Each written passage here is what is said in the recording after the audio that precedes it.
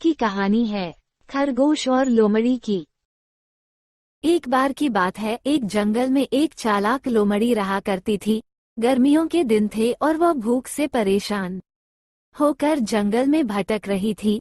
बहुत देर जंगल में भटकने के बाद लोमड़ी को एक खरगोश मिला, लेकिन खरगोश मिलने के बाद लोमड़ी ने खरगोश को खाने की बजाय उसे छोड़ दिया, क्योंकि वो इतना छोटा था कि उसे खाने से लोमड़ी का पेट कहाँ भरने वाला था।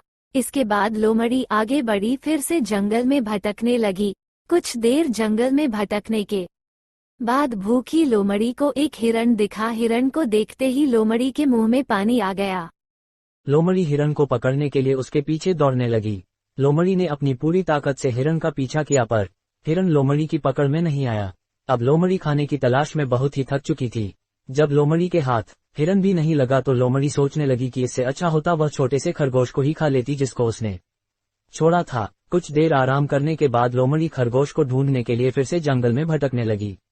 जंगल में खरगोश को ढूंढते हुए लोमड़ी वहां पहुंची जहां उसने खरगोश को देखा था, लेकिन लोमड़ी को वहां खरगोश नहीं दिखा। थक हारकर लोमड़ी को अपनी गुफा में लौटना पड़ा, जिसके बाद कई दिनों तक भूखी लोमड़ी अपनी गुफा में भूखा रहना पड़ा और बहुत दिन बीत जाने के बाद लोमड़ी को खाना मिला। कहानी की सीख। उपरोक्त लोमड़ी की कहानी से हमें ये शिक्षा मिलती है कि हमें लालच नहीं करना चाहिए। यदि लालच किए बिना संतोषी जीवन जीते हैं तो आप सुखी रहते हैं। हिंदी में लालच के प्रसिद्ध मुहावरा भी है कि लालच बुरी बला है।